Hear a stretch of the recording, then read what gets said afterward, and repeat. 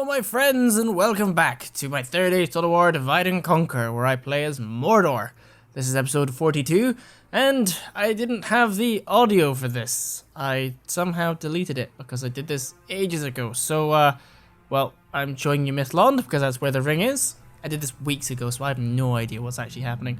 But as we go along, my memory will be jogged and we'll be able to tell what's going here and there. But yeah, so we're gonna continue where we last left off. Episode 44 is an amazing episode, and I'm gonna release 3 episodes this weekend. I'm recording this on the 19th, or the audio on the 19th, which is my birthday. So you'll see this one tomorrow, I believe, and then you will see Get ready for fighting. 42. No, this is 42. So you'll see this one tomorrow, and you'll see 43 and 44 the day after. And the 44 is Defense of the Mountains. So, it's amazing. I just recorded it. I cannot. I'm just shocked. Shocked in a good way or a bad way? We'll have to wait and see.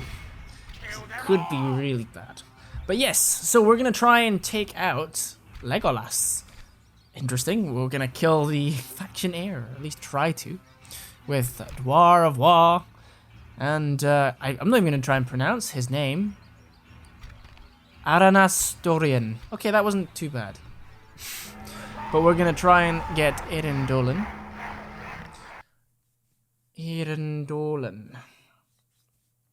Lovely picture here. So I've really enjoyed the last couple of week or 2 weeks of recording and uploading. Ever since I uploaded Linden, you guys have just blasted through my channel. So for everybody who's new, who tunes into my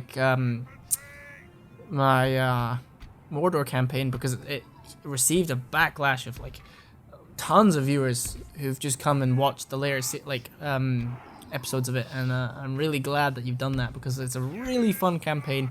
Sadly, it's not on 1.01. However, 0.52 was a great patch, and there's nothing really wrong with it. Apart from the addition of maybe some 2 units from Mordor, I'm having a blast. And as you can see, I've got some of the great beasts, 2 in fact, so we'll see how I use them properly. But just some things about me, when playing Total War, I love cavalry. Cavalry is my favorite thing to use. And even when I played online for Shogun 2, cavalry would be my main forte.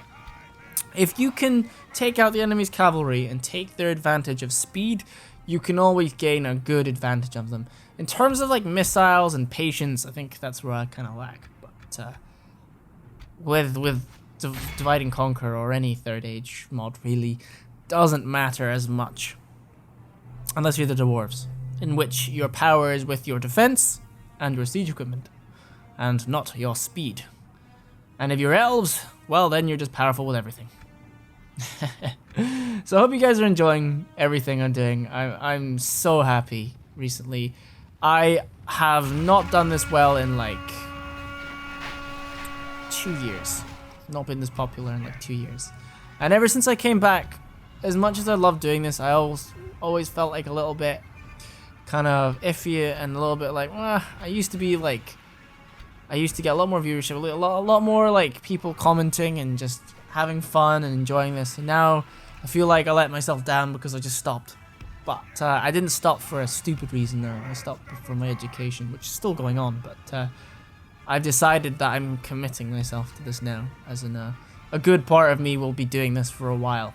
Or until it is not viable or not fun or just, But we're going to attack the Elves. We're going to do very well here. They have some units in their Canterbury Circle. Or the Crane. That's the only two ways I know how to say it. But, yes. We're going to try and destroy the Elves. And try and kill them. I love all the cavalry. And the good thing about Mordor is that they can use these Easterling units. And it just means their roster is so big. It's massive. I think it's one of the biggest rosters in the game. So, you have so many troops at your disposal. And what I would like to see, actually, in Divide and Conquer, I don't know if it would entirely make sense, but for some evil factions, it would be good to get units of them. So, if you were if you were Mordor and you went and you destroyed Isengard, it'd be amazing to get some Luruk. If you were Mordor and you went into Dunland and Dwarven, it'd be good to get some of those units. It's not balanced, but the whole point is if Mordor already gets to that stage, and the phone is ringing again. This is like twice in 2 bloody recordings where the phone is rang, but it only rings for like 2 times. So apologies. But what I was saying is it would be overpowered. However, it would be amazing. And by that point, Mordor would already be powerful enough that every other faction in the game that's good and needs to defeat Mordor would be in a sense of panic. But maybe at that point, maybe a unification. Although that would be kind of like a script thing. You'd have to script armies to come against you. Because I think Mordor is a very easy campaign. There's no real challenge apart from Gondor. And once... Oh, yeah, I managed to catch up to some of their cavalry with my my trolls because they were just doing so much damage. And I was like, nope. I'm waiting for the right opportunity for my great beasts. Because the elves have got a lot of bows and just arrows. If they make my great beasts run amok, I could be screwed. Half my army, more than half my army could just go down the drain, like, instantly. And it's something that I wouldn't want to happen. So as you can see, they're like firing on me already. And instantly I target the unit that's firing at me because I need to get them out of their arrow mode. So as you can see, they're firing flaming shot. And the AI is very clever in that sense because if they make my great beasts run amok, things will just not really go well for me. Also in the future, I need to figure out about my streaming status. I got a brand new monitor close to my birthday. It's an Asus something or other. It's 27 inches, 144 hertz, and it's 1440p, so it is amazing. In fact, it's ginormous, and it's heavy as hell. That'll be my main monitor. I've got my old one, which is like a 21-inch HP monitor. That'll be used for seeing the chats and stuff. I'm very excited. I'm just worried that maybe my computer might not handle things very well, but we'll see. We'll see, of course. Need to figure out what I'm going to do and play as well, because when I start my streaming, I'm going to try and stream. This is just a vague plan. Three nights in a week, and it's going to be a variety of games, so it's not going to just be Total War. I really want to branch out because I play lots of different games, and Total War is such a niche. Even RTS, it's just a niche. And I know it's what you guys really like, but if I could find something else which you guys enjoy that's similar, but not completely the same, I would be happy, really. Really happy to play. So I'm looking forward to that. Here is Legolas in the Hinidaur. In fact, I've been very interested in learning a little bit of Sindarin. Sindarin. Because of the Sindarin. It's just really interesting. In fact, I love Tolkien's lore. Even though it's, a lot of people like to say it's like reading through a textbook, which it kind of is. It is interesting, isn't it? But of course, it would never have been as popular as it is without the films. And even though Tolkien's family, for example, it's not a word. For example, we're not really fond of the films because I think they took the director, Peter Jackson, obviously made the film kind of in his image of what he saw from the books and what he read. So of course his look has been imprinted on it. And I think more people in the world now will recognize Lord of the Rings from the images they saw and not the book itself. But that being said, it's all from Tolkien. None of this would be around if Tolkien wasn't there. And there we go. I think Legolas has been killed, stabbed, and murdered. Let's see. Oh, no, that's not him. That, false alarm. It's okay. That means we get to see another death animation, which is pretty cool.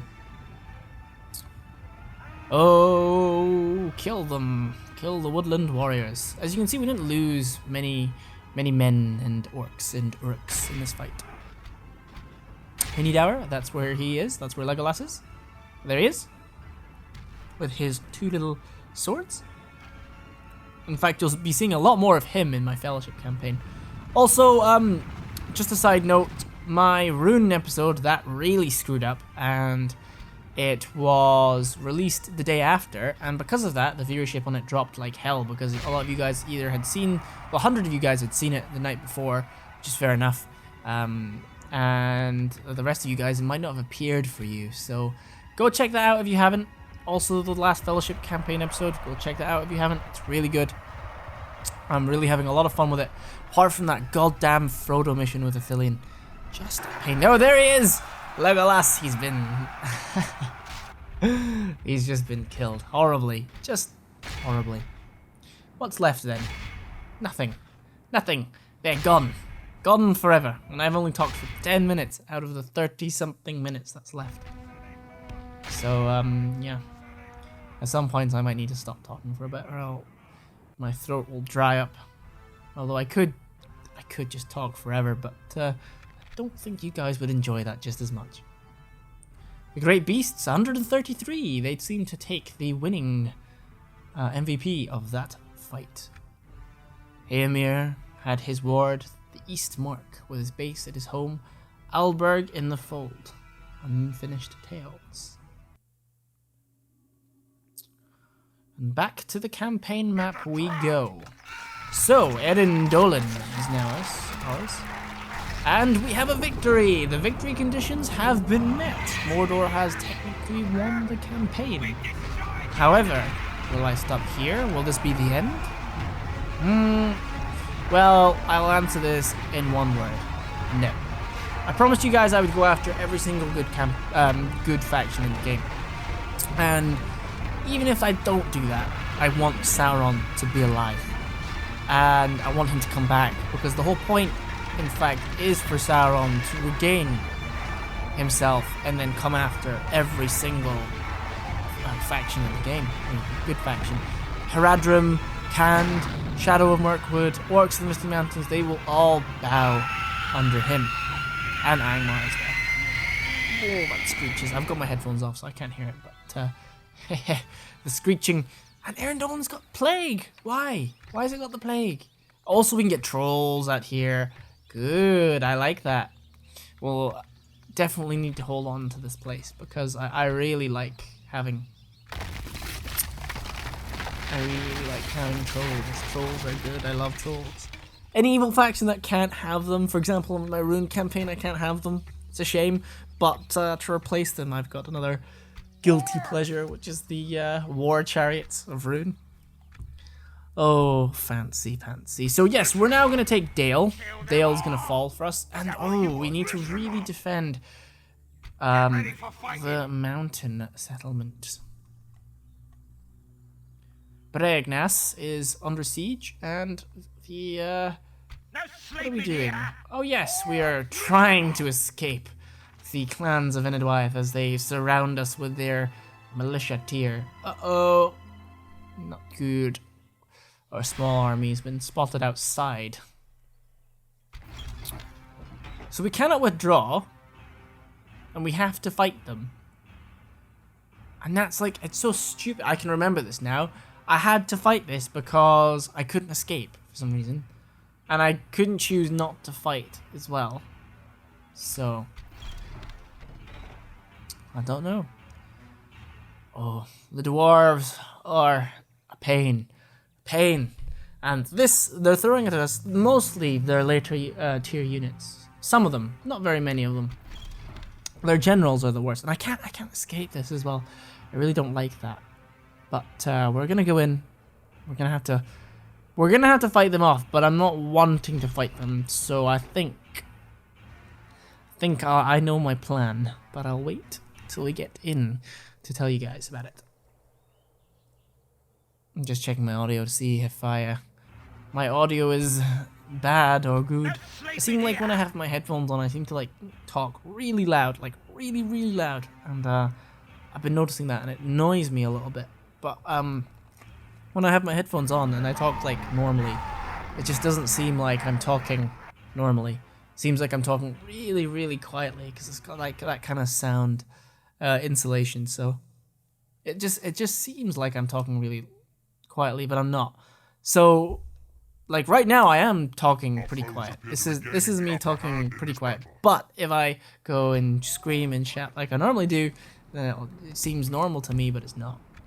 Okay, so in comes our units. Now I'm gonna try and make them run away, because like at this point I'm just thinking to myself like, no, just Go away.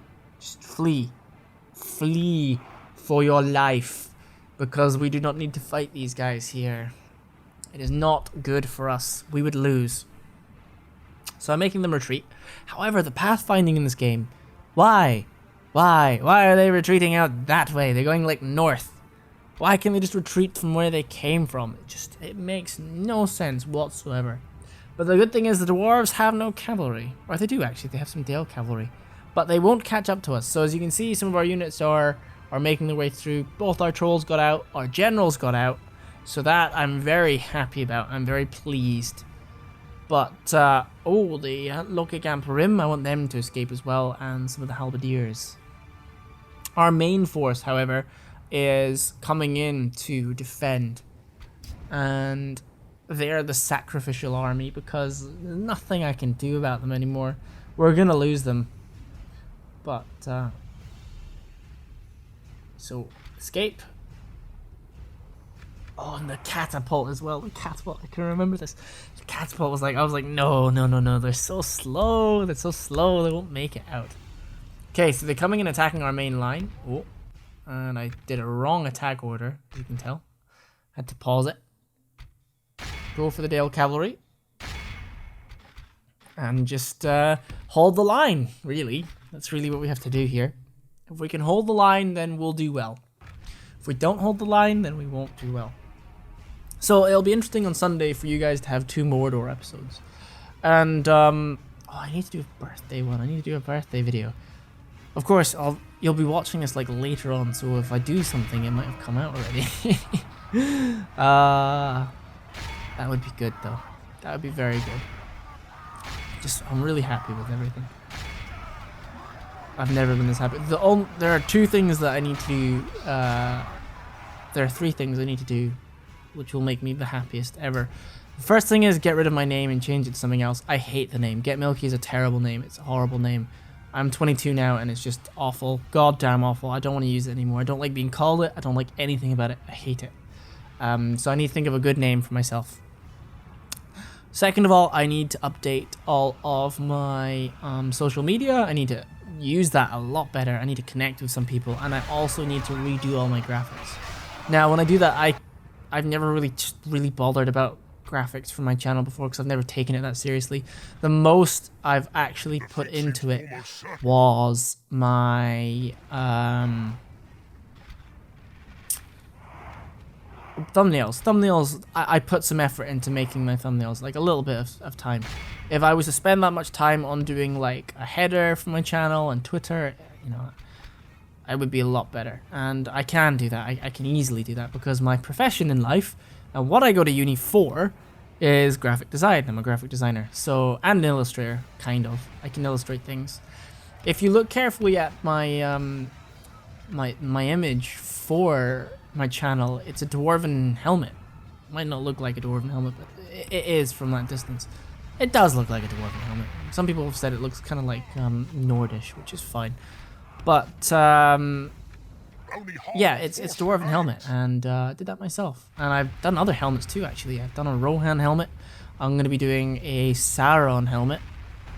And these are kind of like, I don't know, I know you guys probably aren't into much of the graphic design world, but if you look at a lot of like, sort of line design art nowadays, they're like very simple, like cell shade kind of images. I'm really liking them. In fact, one of my favorite designers in the world, he does that kind of style, and I think it can look really nice. But the problem with having that as a header thing is just the background's just white, so I'm working on some things for that. But no, after all that rambling, I can design things. I can make things. I'm a graphic designer, and yeah. Divide and Conquer version 0.52. So we got captured there. For some reason, this is just glitching out. So they killed them. What a shame. Sorry, my hiccups. Oh, they're coming to attack us and Caris. Shadrach the Brave. Shadrach the Brave. And Captain Nagdulf. Both their armies are not that great. And our army is hilarious. This is a very elite army. To defeat it, you need some power. Like, so, see the army we're against? They have the power to take us down, because if you look carefully, gold chevron general, gold chevron half orc bane, lots of them have armor. They have a stupid amount of wargs, which is powerful, but they're fighting me. And when you fight me, you're gonna get a challenge. Excuse me. You're gonna get a massive challenge on your hands, so we'll see how they do. We'll see. I don't think they'll do very well. The battle seems to be swinging in our favor. Oh, apparently the battle's swinging in our favor. So we start on this like forest area, but fighting in the forest is really hard. So I had a look in this corner, back corner, and I'm just thinking to myself, well, let's just start there. And our catapults will hit things more easily now. We can have a massive line of halberdiers that just spreads all across. And we can just put a secondary line.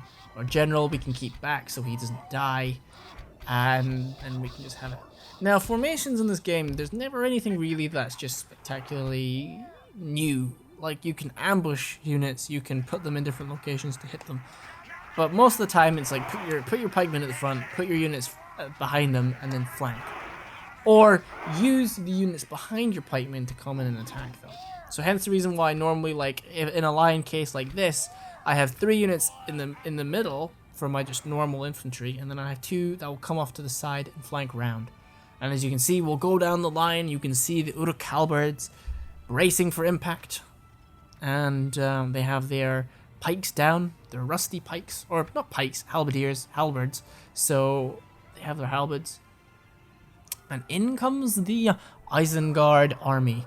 I would have loved to have made them vassals, but vassals just do not work in this mod, or any mod actually. In fact, I've never even seen vassals in medieval. I have. I've seen it once or twice, but it's not common. It's a lot more common in Shogun 2, for instance, or any of the later Total Wars. Oh, I could rant on about Total War Warhammer for a little bit. None of you really... I had 2 campaigns going. I had the Empire campaign, and I had the Chaos campaign. But I stopped both of those. And the reason being is I don't know, Total War Warhammer has had something that threw me off. And as much as I love the Creative Assembly, because they're an amazing company for making these games, I feel like the direction they're going in these days is just wrong. And, for instance, like, the universe, the Total War Warhammer universe is great. And I love the units and the choices and the lords. And so anything to do with the lore and the units and the art direction they've done, it's fantastic. Like, I love it. Including the performance, actually. I think the performance has been pretty good. And I really like that. But the things that I've not liked so far is that instead of having just units now and a unit that will fight itself out and you know, like, its leadership morale and the amount of units or men that die in that unit, it's changed to be hit points now. So hit points for an entire unit. And so, like, it's not on how many men you lose, it's on how many hit points you lose. I don't like that. I really don't like that, because it's really hard to gauge some things until you get really used to it. And as much as I don't mind that, I just don't like that compared to the system. Like, in Shogun 2, they had no hit points. Like, Shogun 2 for me was the pinnacle of Total War. Like, it was it's my favorite Total War. It is fantastic. And it just blows everything out of the war in terms of the combat.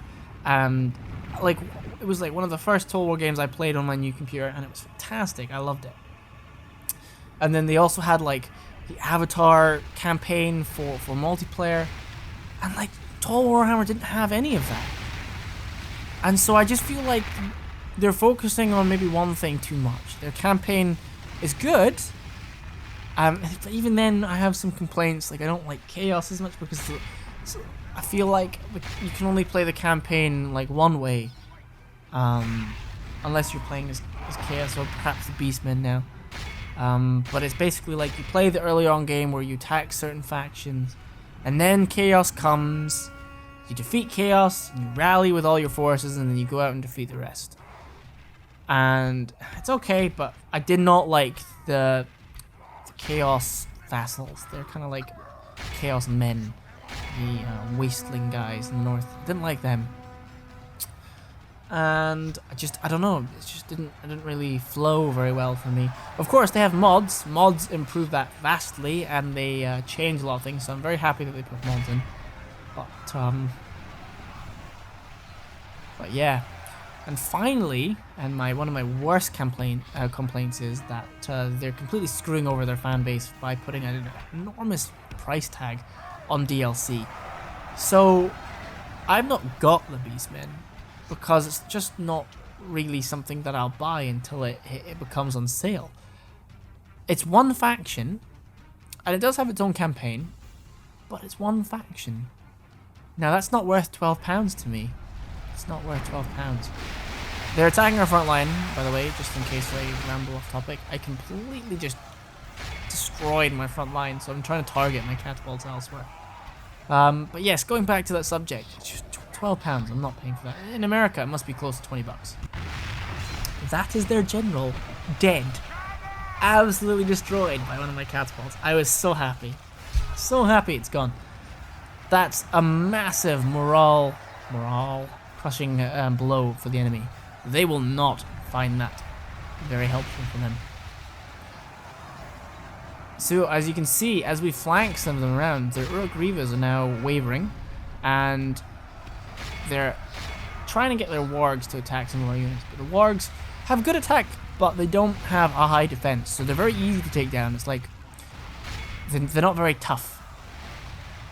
And as you can see now, what I'm trying to do is wrap my forces around them, kind of like a vice, and just close it and trap them in the center. And that's why I still have my 3 units in the middle, because I can now spread them out, and they can bulk up the first line and just kind of push them back. Push them back.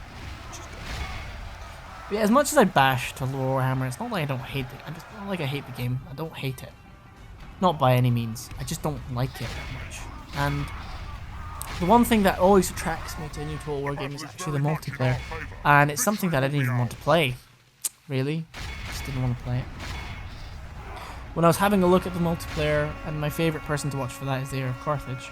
He does a lot of very interesting and in-depth multiplayer videos. I really wanted to try out some of the factions, but I just didn't get into it. In fact, that's my fault, though. I never got into Rome 2 either, actually. Although Rome 2 was good. I liked Rome 2. Rome 2 was a very good game for me. That's when they started to change kind of the way they were doing it. Now look at their pikemen, by the way. Their pikemen are just clawing their way through our front line. Absolutely clawing their way. God, I've spoken for like 28 minutes straight. At some point, I'll just leave you guys to watch this in peace instead of giving you a massive headache with my ramblings.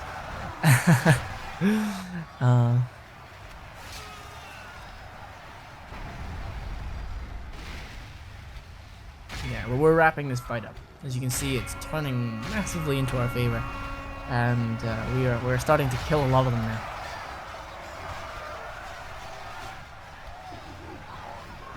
I don't mind rambling on sometimes in these episodes. I feel like I can say a lot, or usually I can't, because I need to talk about what I'm doing, which is good.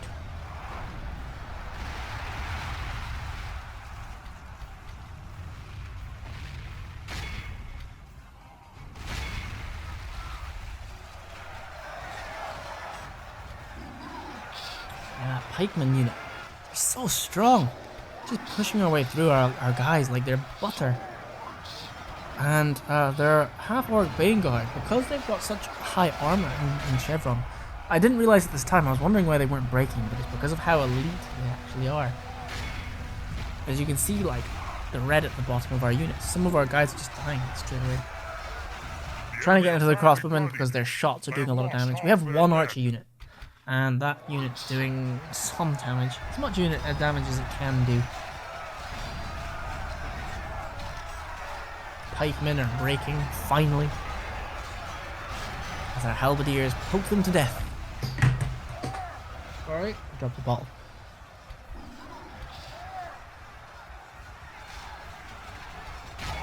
And apart from that, there's no other news, really. No other news. So you guys will probably see this. Yeah, you'll see this. And then on Sunday, you'll get 2 episodes. And those are the 2 episodes that I think you guys are really going to enjoy. As much as I don't like oversaturating my videos, like posting tons of videos, I feel like you'll really like that one. It's one of my highlighted fights. And I won't spoil anything for you because it takes some nasty turns here and there. Pushing forward now, trying to take out the remainder of Isengard's troops. I think we pretty much won. However, one thing that I failed to notice, that there's actually more of them. Oh, I'm using my catapults. I was wondering why I had trolls. But yes, in one of my catapults, they're troll catapults. Is there any tips I can give any new players for 30 Days Till War? Has anything changed that much? No, not really. Elves are very powerful. To take down elves, you need a plan. Cavalry is good against elves. Siege equipment is good against elves. And apart from that, I don't know. Most infantry cannot take elves on head-to-head. Some will last, but I've not ever seen a unit that does very well. Perhaps elves v elves. Apart from that, dwarves are really, I think they're quite simple to take down, because I'll say this quite a lot over the next couple of videos, they have a high defense stat, but their attack stat is not very good, and they never have cavalry, they have siege. So if you can take just the warriors head on, and you're, for example, say the orcs in the Misty Mountains, or if you're Rune, or your Mordor, or any faction that has cavalry disposable, you will do well. Because if you can get behind them and just use your cavalry wisely, you will destroy them. Men are self-explanatory, the morale's fairly bad, but they have a good all-round roster, depending on what faction you play. Unless you're, for instance, certain ones like Dunland are good at ambushing, but they have a general weak roster. Vale of Anduin have a very weak roster, and you have to rely on some of their heavier infantry, although their cavalry is fine. The clans of Enedwyeth have their javelins. The javelins are very good. That's their main focal point, and you need to use. They're very good at throwing their javelins, and if you can get a lot of them, then you'll do a lot of damage. And then you've got the really overpowered ones like Gondor and Dol Amroth, because they have an extremely tough, resilient roster, but the problem is cost. But once you have an army, you can keep it going for ages. And finally, you've got Rohan. I might be missing out Bree, but they're just like the standard kind of men faction. They've got a good thing of all of them. Dunedain are more ranger focused, so they've got good range, but they've got a good roster overall for just general men tier units. Rohan has the best cavalry roster. And you've seen my Rohan campaign, it speaks for itself. I don't really need to tell you guys about why Rohan's powerful. But use them wisely, because their cavalry is also really weak. And there we go, we finished our 3rd battle. This episode was quite long, but some of you guys like the longer episodes. The sweet spot for me is normally 38 to 45 minutes, I think. You guys seem to like that. Some people ask for like an hour. I feel like the viewership for an hour is too long, and I don't want you guys watching it for like half an hour and then being like, nope, I'm done, I have to do something else, and then you don't watch it, and then you miss something crucial, and you come back the next time and you're like, what's going on? And you lose interest, so you don't watch it, which is the worst thing. That's what I don't want to do. I want to entertain you in the most efficient way possible. We'll just say that. But really, we're just finished now. I'm going to stop talking and let you guys leave you in peace for the next 4 minutes. So I hope you enjoyed my rambling episode, which I have every once in a while when I forget to record my audio properly. It's not often, Uglag. But stay tuned for the next couple of episodes. They're really good for my Mordor campaign. Remember to check out Misty Mountains, Rune. I'll leave cards anyway. But, my name was Ibby as always. Thank you guys for watching, and that is me signing off for now.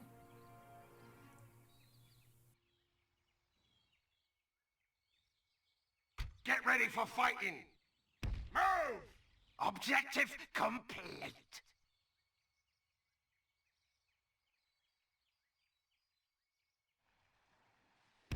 We have completed an objective.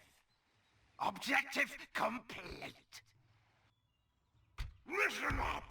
Pick your feet up! No sleeping here! Come on! Get ready for fighting! Move!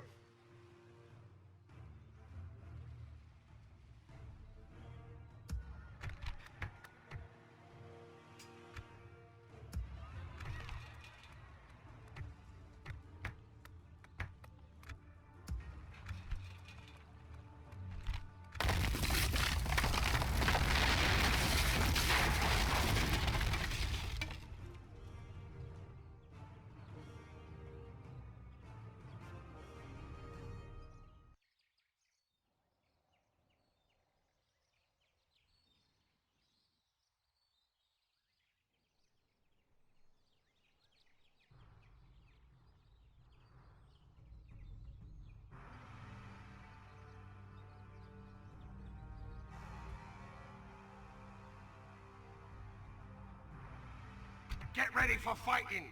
Pick your feet up! Listen up! Come on!